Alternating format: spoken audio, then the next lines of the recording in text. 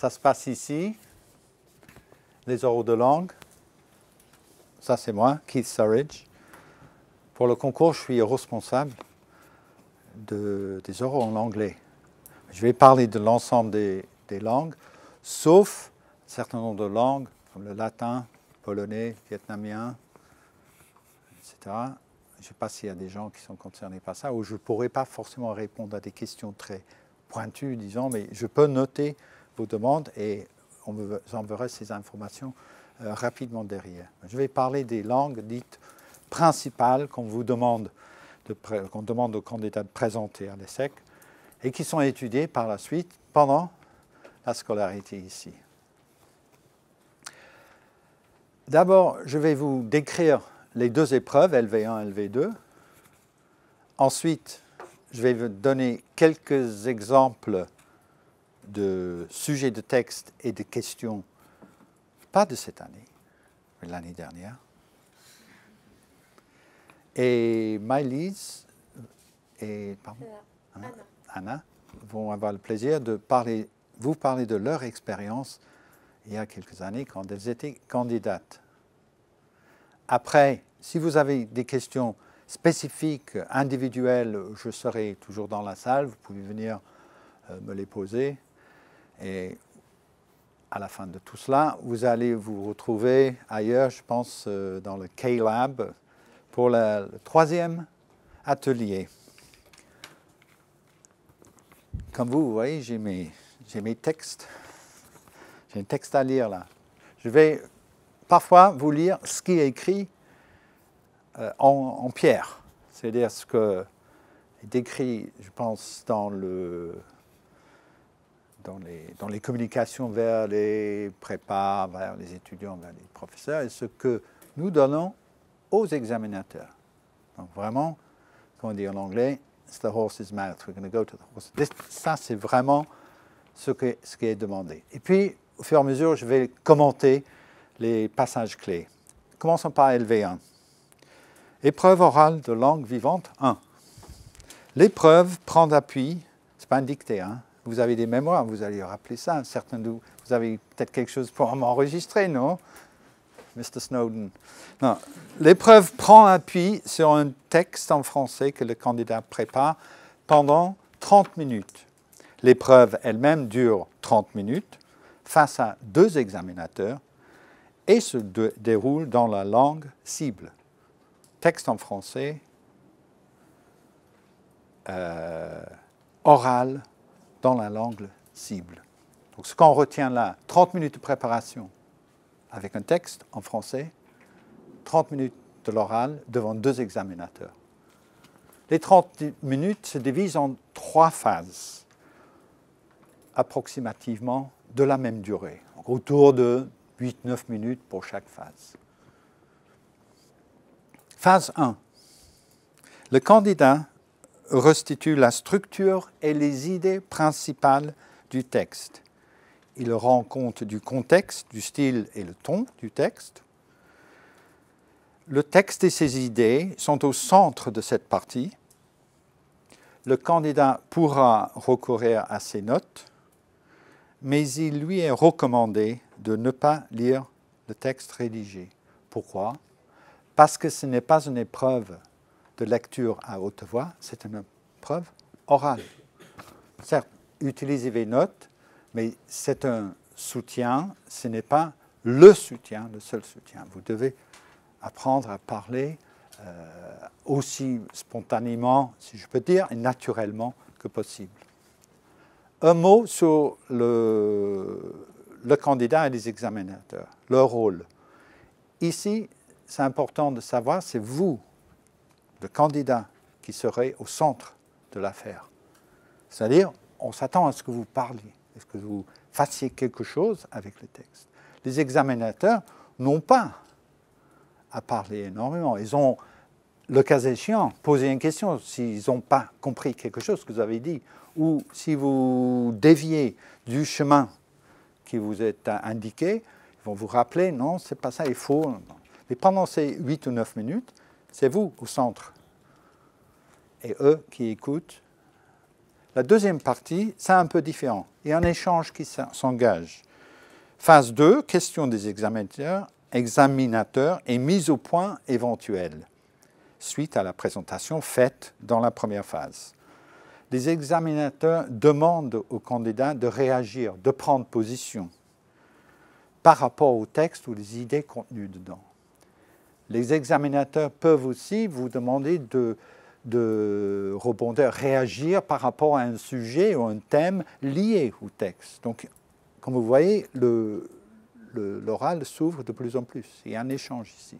Là, vous êtes obligé maintenant de comprendre ce que dit l'examinateur, de réagir, de répondre à bon escient.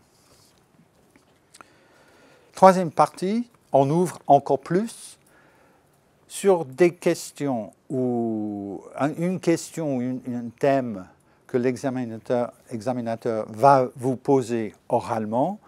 Vous devez engager un échange. Ce sont des questions, je vous donnerai quelques exemples tout à l'heure, des questions d'ordre peut-être politique, économique, sociétal, éthique, soit tradition, culture du pays ou des pays où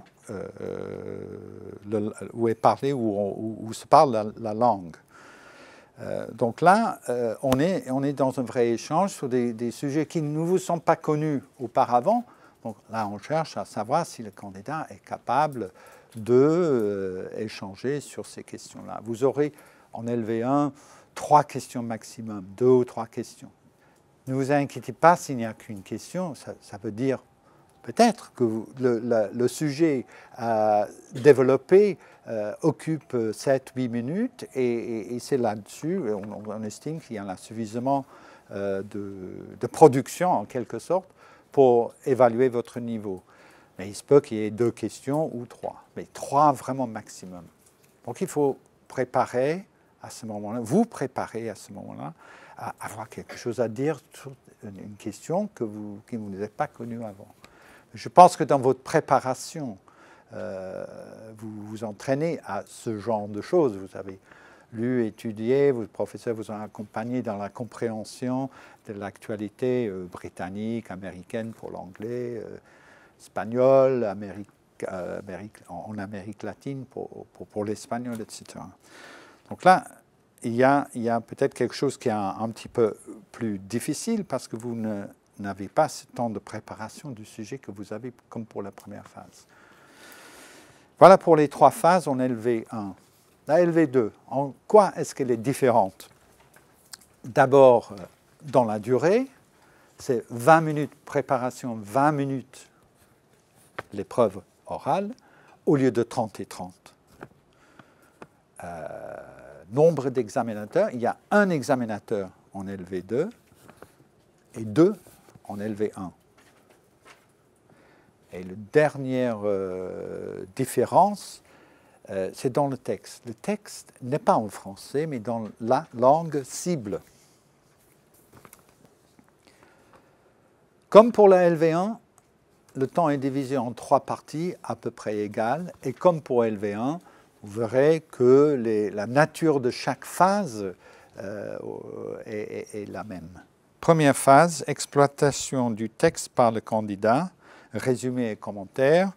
Deuxième phase, questions et mise au point éventuelle de l'examinateur sur le contenu de la présentation faite par le candidat. Et la dernière phase, comme pour la LV1, des questions posées par les examinateurs. Et là, vous aurez peut-être 2 maximum en 6-7 minutes sur des sujets d'actualité, etc., etc., etc. Voilà pour le cadre. Comme vous voyez, il y a un cadre qui est fixe. Il faut rester là-dedans autant que possible. Il peut y avoir, comme je disais à d'autres étudiants tout à l'heure, d'autres candidats tout à l'heure, que la transition entre le premier et le deuxième partie peut être différente, mais il peut y avoir un peu du deuxième partie déjà dans la première partie. La première partie peut se prolonger un peu dans la deuxième partie. C'est les examinateurs qui vont gérer, en quelque sorte, cette transition. Mais il y a tout de même un cadre, une forme qu'il faut respecter. Ensuite, les textes, vous avez sans doute des questions sur les textes. De quoi s'agit-il? En LV1, je vais vous parler d'abord de la longueur, c'est important. Donc en français, vous avez un texte entre 800 et 900 mots. 800 et 900 mots. L'origine du texte, ce sont dans des quotidiens ou des revues de langue française, donc peut-être de la France, mais pourquoi pas la Belgique, le Canada, ça s'appelle toujours le Canada, non? Québec, peut-être Afrique, peut-être la Suisse. Il y a de très bons journaux en dehors de Paris, et Londres et Berlin, n'est-ce pas? Bon, donc vous voyez bien, vous avez dû sans doute travailler pas mal, peut-être vos professeurs vous entraînent régulièrement, vous font entraîner régulièrement ce type de sujet. Les sujets, un peu comme pour les questions dans la troisième partie, sont politiques, économiques, sans que ce soit économique spécialiste, comme mes collaboratrices aujourd'hui. Mais tout de même, il y a des notions, il y a des questions économiques qui font partie de, je dirais, la culture générale. Ça peut être géopolitique, ça peut être sociétal, éthique, ce qui se passe dans ces pays depuis un an. On choisit les textes entre, grosso modo, juillet 2014 et juin 2015. La règle, c'est fin d'un concours, début du concours suivant. Voilà, ça, là, vous n'aurez pas de mal à déjà essayer de miser sur qu'est-ce qu'ils auront choisi cette année. Écosse, élection, Republican Party, je ne sais pas, vous connaissez mieux que moi. Hein. Ça, c'est pour les textes. Langue, longueur, sujet, source, période. Pardon, j'allais oublier. LV2, c'est un peu plus court. 600 mots à peu près. Autour de 600 mots. Pas beaucoup moins. Hein. S'il y a quelques mots un peu plus longs, on va peut-être vous accorder 590. Mais n'oubliez pas, plus en français là. Donc, la compréhension, un peu plus difficile pendant la préparation. Donc, autour de 600 mots, même période de référence.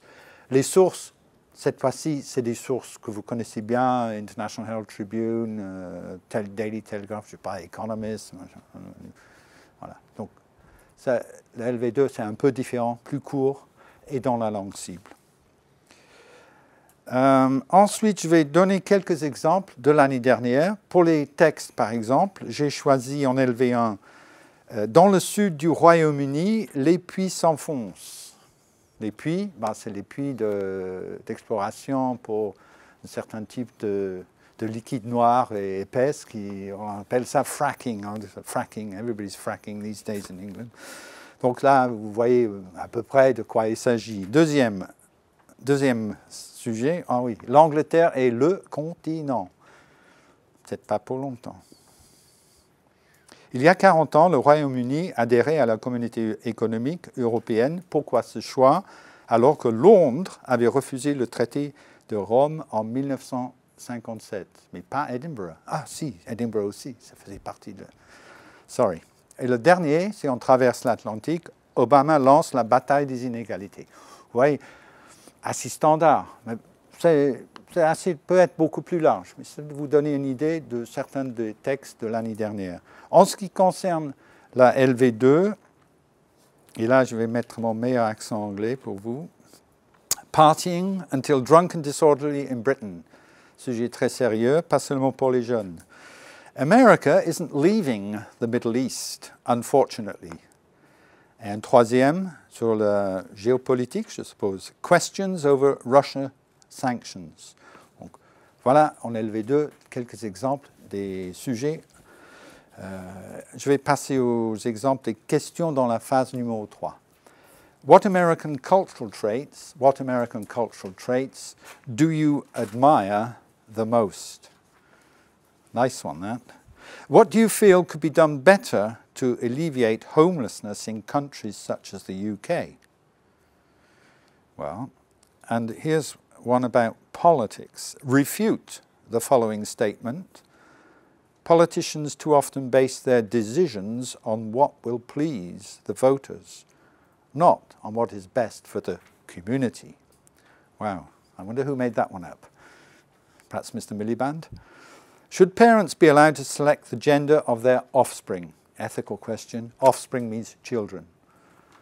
Voilà un petit aperçu de ce qui vous attend d'ici, j'espère pour vous tous, un mois, en ce qui concerne les types de textes que vous avez. Je vais parler un petit peu de la notation, un petit peu de la notion de piège, avant de passer la parole, pardon, c'est passer la parole, c'est ça,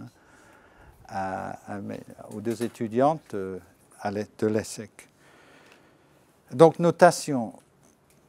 Qu'est-ce que c'est cette épreuve? C'est un oral de langue étrangère. Donc, qu'est-ce qu'on va chercher avant tout? C'est de mesurer la capacité du candidat à comprendre et utiliser la langue à l'oral dans le cadre que je vous ai donné. C'est ça qui nous importe, c'est ça qui vous importe. On ne va pas s'attendre à avoir des experts en tel ou tel domaine. Ce n'est pas la grecque d'anglais ou, je ne sais pas, un master spécialisé en allemand. Non. On s'attend à ce que vous ayez déjà un intérêt pour la matière et tout ce qui est derrière la matière langue étrangère, voire une passion. Si vous persuadez les examinateurs que vous êtes vraiment passionné, ça peut avancer la chose, mais c'est ça qu'on attend. On s'attend à ce que vous connaissiez les actualités, les sujets divers et variés qui ont été développés depuis un an. Des connaissances, vous savoir, par exemple, j'ai utilisé le thème du fracking, que vous ayez un petit peu de connaissances, que ce soit en Angleterre, aux États-Unis ou même en France, les pays européens. Vous voyez? Donc, si votre maîtrise de la langue est correcte et si vous arrivez à restituer bien le texte, à échanger de façon cohérente, je dirais, et en montrant un intérêt pour le sujet, vous aurez une note correcte. Il n'y a pas de piège. On ne cherche pas. On ne travaille pas en point faute. Je travaille avec des professeurs de différents pays. Et quand on parle de point faute, ce n'est pas uniquement en France qu'on le trouve. Mais quand on parle de point faute, ils sont par terre. Point faute, ça veut dire on va compter tout et on va enlever un idéal qui était... Non. Le détail, attention à ce que je dis, hein, je ne suis pas en train de dire ce que je ne vais pas dire, si vous comprenez ça.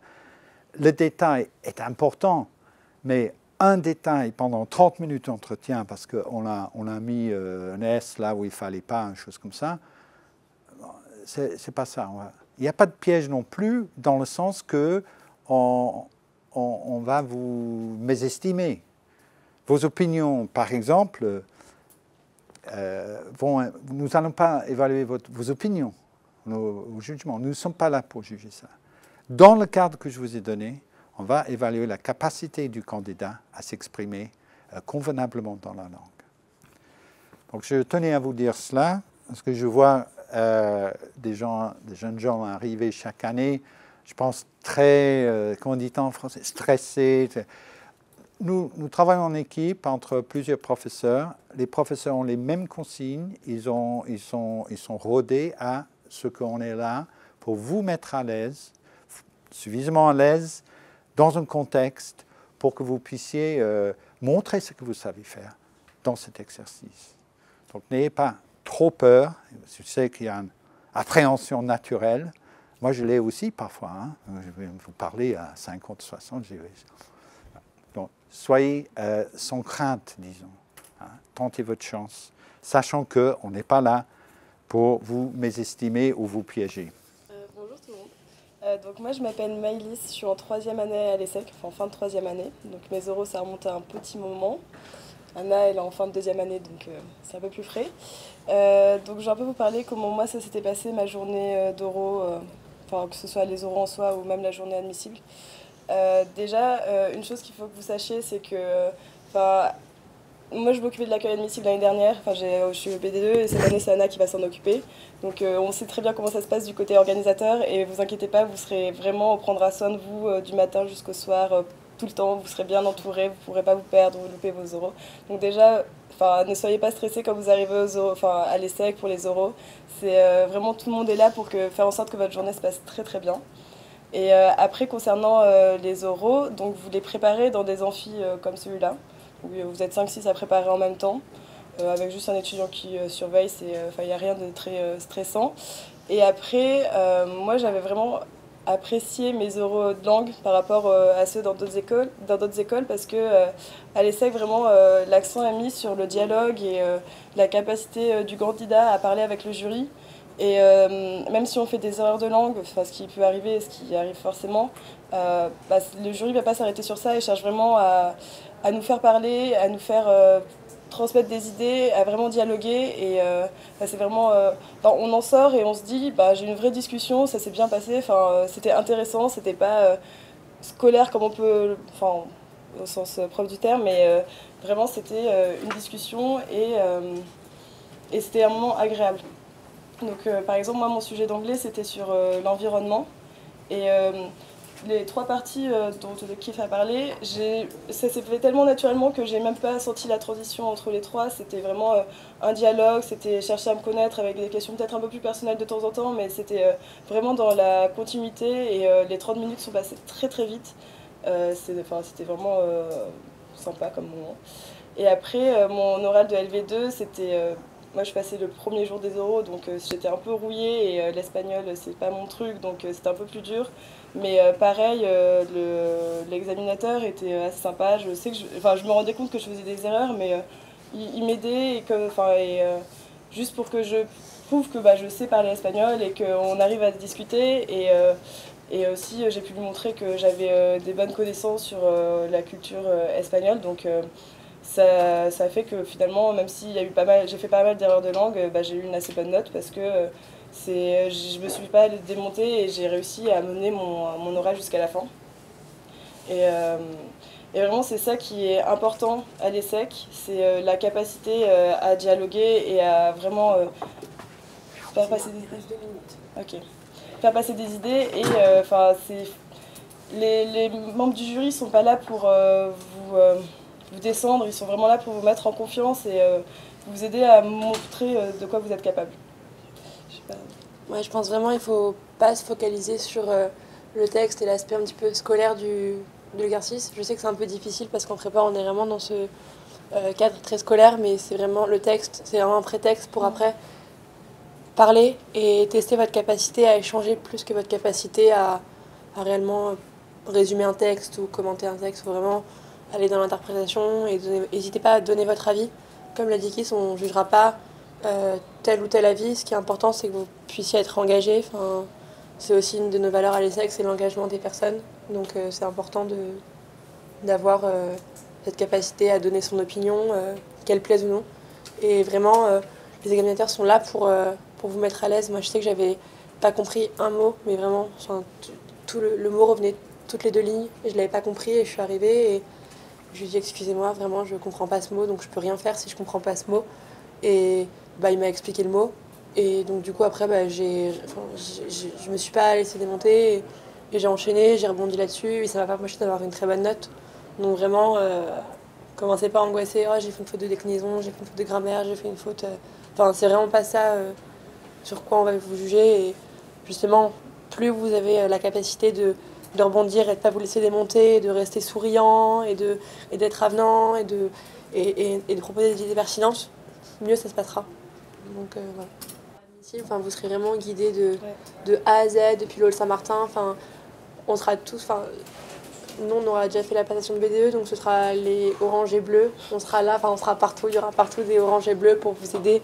Vous êtes perdu, vous demandez. Vraiment, on fait tout pour que ce moment qui est stressant, qui peut être stressant, ne le soit pas et soit un moment de partage pour vous apprendre à connaître l'école et à vous projeter dans l'école. Et c'est ça le plus important. Et vous allez voir qu'au final, tout le stress, je trouve, il passe un petit peu comme ça parce qu'on...